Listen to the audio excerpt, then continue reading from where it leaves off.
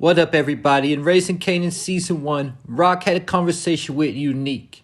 And during this conversation, Unique let Rock know that Kanan was the son of her and Def Con.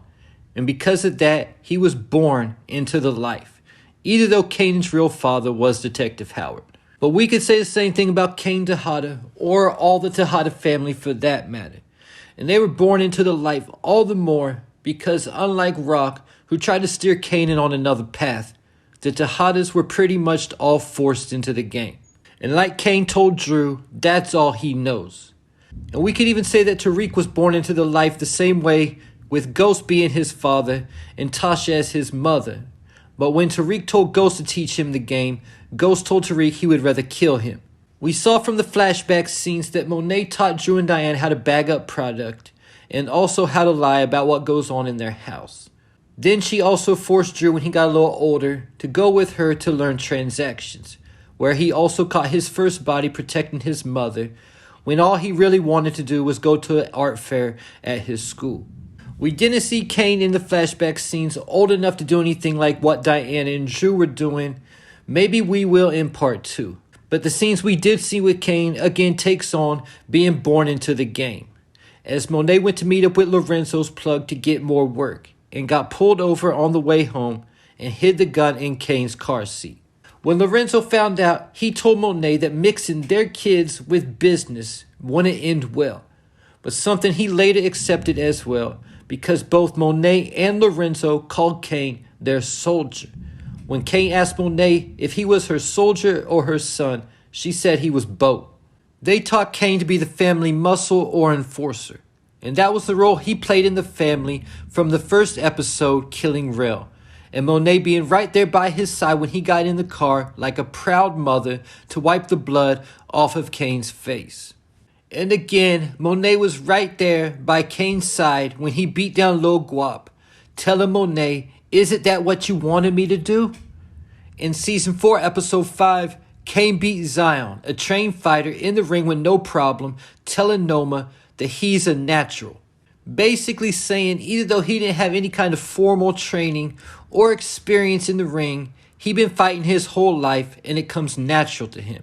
In Season 2, Kane was so confident in his abilities, he untied the GTG soldier Mecha head, telling him that he didn't need any handouts, and killed him with his bare hands in a fair fight.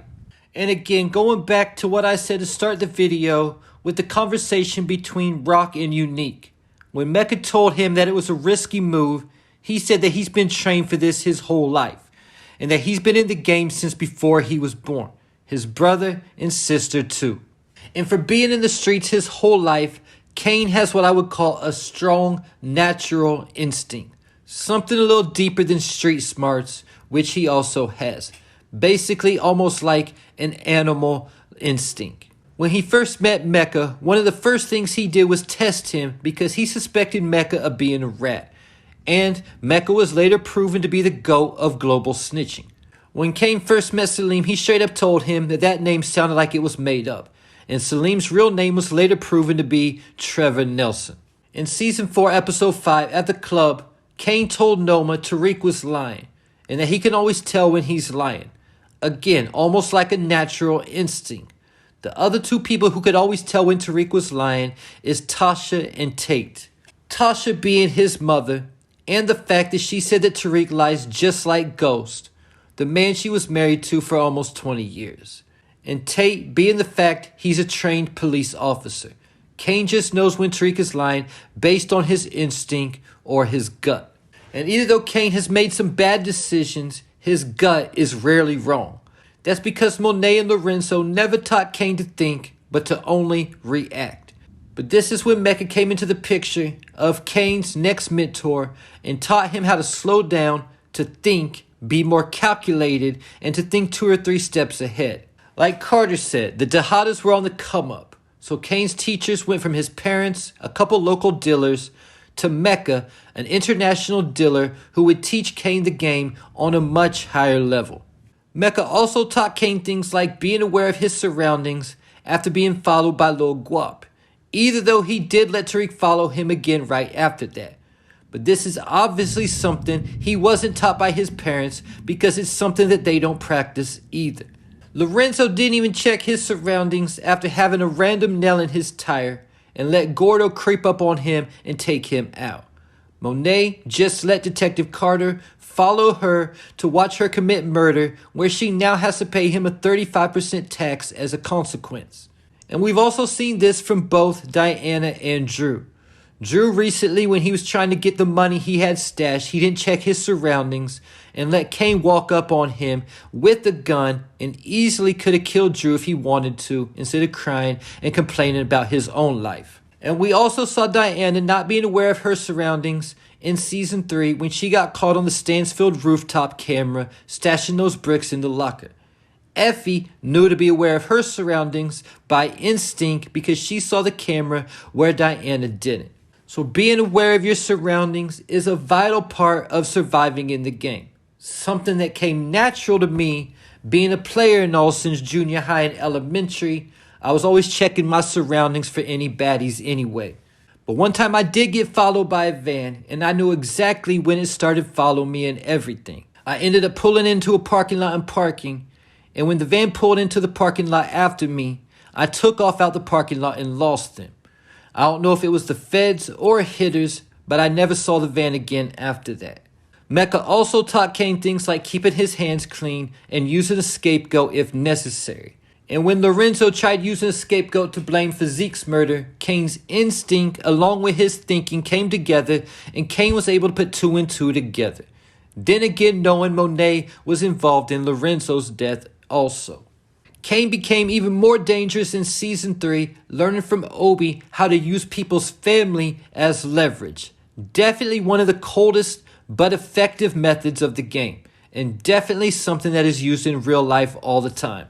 Kane and Drew did this when they used Lauren's parents as leverage to get her to retract her statement on the stand. Tariq only wanted them to get pictures, but in typical Tejada fashion, they took it a step further. And this is something that the whole crew learned from Noma and Obi, because we now see Tariq also using Anya as leverage against Noma, and Effie used the Russian boss's daughter as leverage to get him to work with Noma, either though that was in a good way by helping her get into Princeton.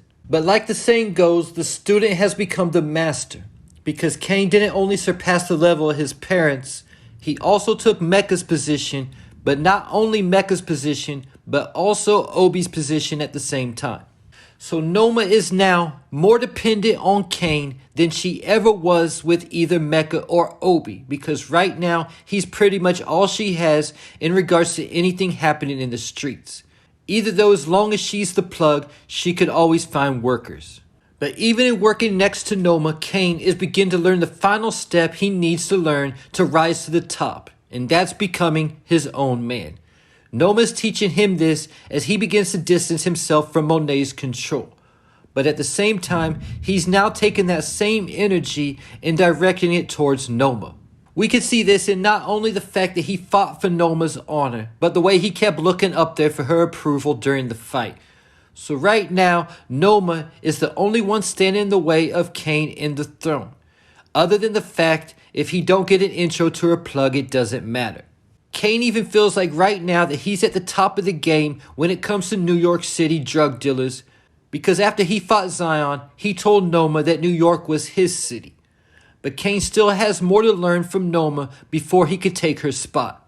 And that's learning how to legitimize the income.